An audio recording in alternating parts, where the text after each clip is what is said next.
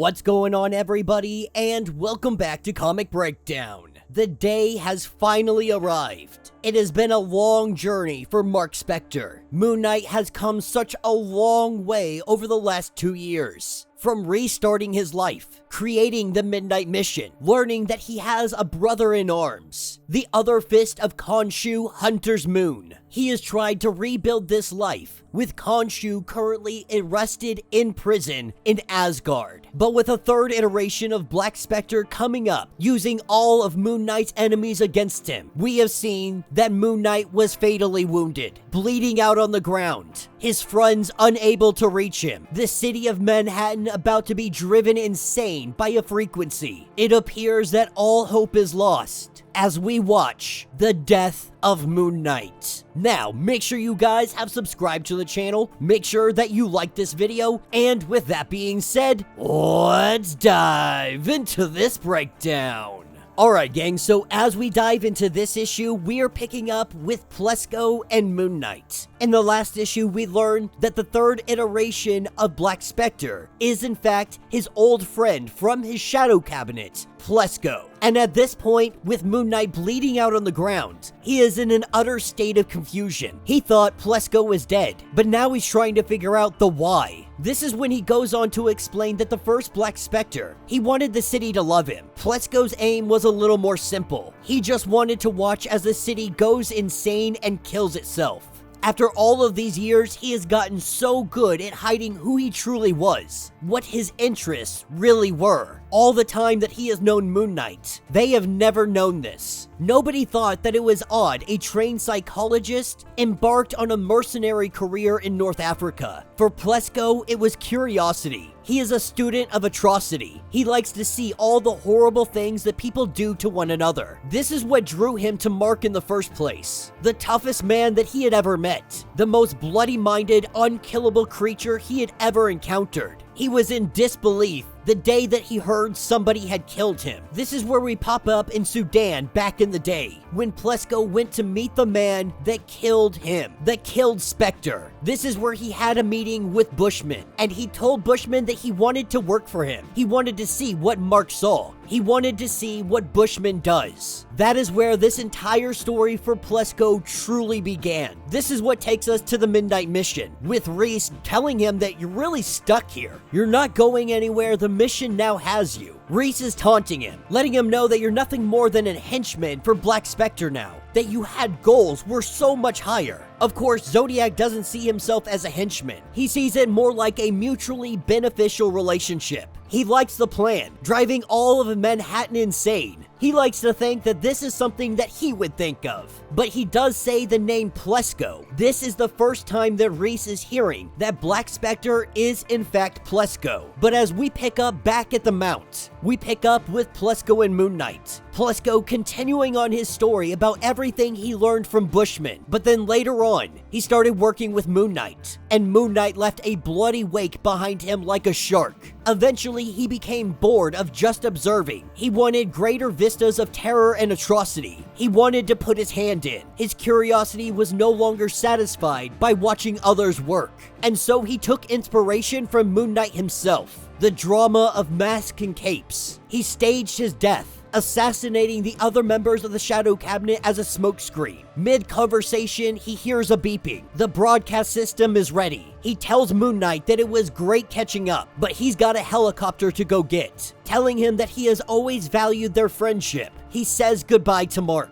As we pick up back at the Midnight Mission, Zodiac is going on about how Black Spectre impressed him. All he ever wanted for Mark for Moon Knight was happening to Plesko, a supervillain being born. He wanted to watch this with Moon Knight. Instead, he's watching it happen with Plesko. But what Zodiac didn't know is that there is no more resurrection for Moon Knight. And so he assumed that Plesko kills Moon Knight. Moon Knight comes back and we do this all over again. But when Reese informs him that this is not a game, there is no more resurrection. If Black Spectre kills Mark, there is no returning. And so Reese says you better hope Mark survives, because otherwise you would miss your shot, and you let the Spectre take it from you. Back at the Mount, we have the shadow of Khonshu that has come to his child. He has come to Moon Knight, letting him know that I cannot save you. His power is exhausted and he can do nothing, imprisoned as he is. He is dying in the service of Khonshu, whether he acknowledges it or not. Even if he rejected him, betrayed him, he has distinguished himself. And for what it is worth, Khonshu is proud of the work he has done. And while Khonshu may not be able to save him, he will await him. He will await for when Moon Knight takes the seat right next to Khonshu, with Moon Knight terrified, knowing that he can't do this alone. This is when Jake and Steven come to him. They let him know that he is never alone and they are right here by his side, rooting him on the entire way. He knows that there is no coming back from this. What is about to happen is gonna be a one-way ticket, and they're gonna go out with a bang.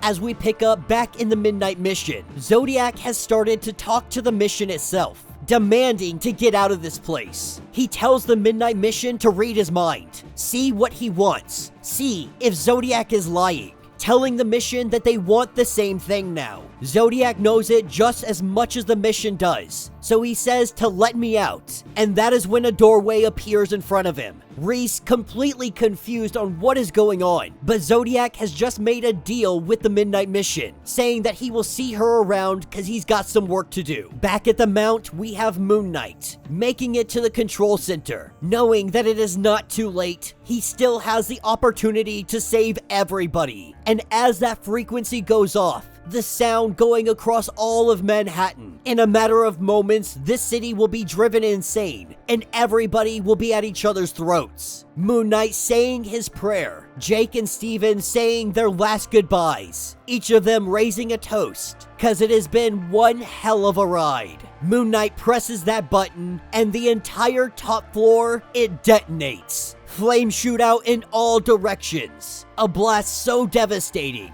nobody could survive. This is what takes us to later on. Black Spectre returning back to home base, only to find that Zodiac is already here. He told Plesko you can't plan for Moon Knight. He failed, and in this supervillain game, there is a price to be paid for failure. But more than that, Zodiac's feelings got hurt. Moon Knight was taken away from him. He killed him and he's not coming back. Plesko took what was Zodiac's. You may not be able to plan for Moon Knight, but Zodiac has a plan for him. He wanted atrocity, and so Zodiac is going to give him the full experience. As we jump over to the Midnight Mission, we are seeing that there are some things that have changed here. The statue that stands in this room, it is no longer Khonshu, but the statue that stands is Moon Knight. And now sitting in the chair carrying on the legacy is the vampire Reese. By her side is Hunter's Moon, Tigra, Soldier, and 8-Ball. Moon Knight may be gone,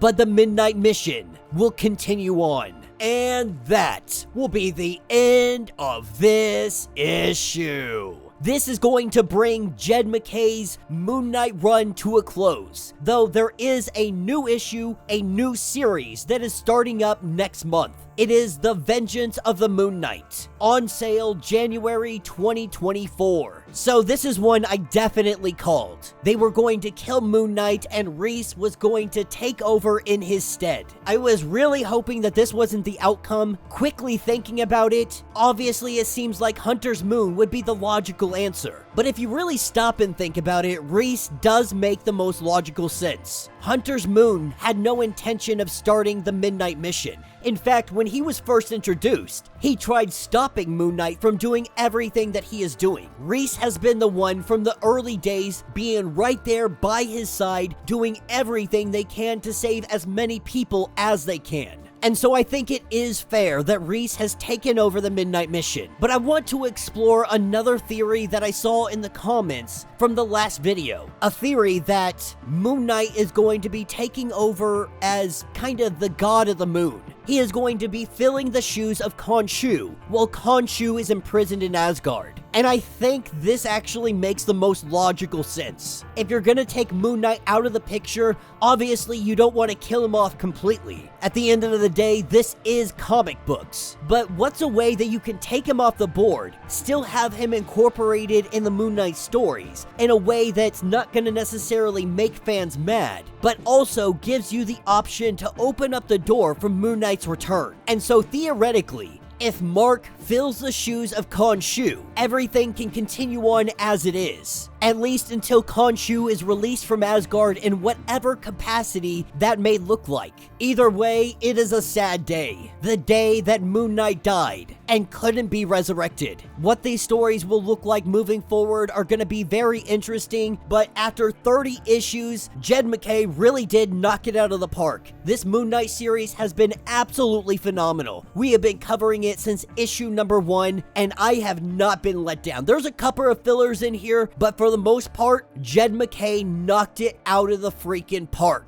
The story is phenomenal. The new characters introduced didn't feel forced in any way, shape, or form. A second fist of Khonshu, it only makes sense when we think about you having two fists. We always thought about the fist of Khonshu in the metaphorical sense, that he is the living weapon of this god. But if there is one fist, it is fair to assume that there might be a second, one for each hand. The introduction of the Midnight Mission is easily one of my favorite things brought into comics. The Midnight Mission being a mind of its own. It's gonna be very interesting to see what kind of deal it made with Zodiac. Maybe Zodiac wants to try and free Khonshu himself so that Moon Knight can be resurrected and he can continue on his little mission of trying to turn Moon Knight into the ultimate supervillain. Because that is the only reason I could think that the Midnight Mission would release him to begin with. Is if Zodiac wanted to bring back Moon Knight. He wanted to save Moon Knight. Why wouldn't the Midnight Mission also want this? It's gonna be interesting to see what direction they go. I'm very curious on the deal that they made. But no matter the case, this story is far from over. The death of Moon Knight is only the beginning. So let me know what you guys think. Let me know your thoughts. Let me know your theories. If you would like to get completely caught up on everything going on with this series, go ahead, check out the link in my description as well as the top of this video. It'll get you completely caught up on everything that has been going on with Jed MacKay's Moon Knight. If you would like to support the channel, you can always do so by joining the channel membership. Much like Patreon, having multiple different tiers, from $1 to $50, from loyalty badges to comics every single month. Not only are you helping out the channel tremendously, but you are getting tons of perks in the process. If you're unable to do this, do me a favor, subscribe to the channel, like this video, hit that notification bell, and with that being said, until the next breakdown.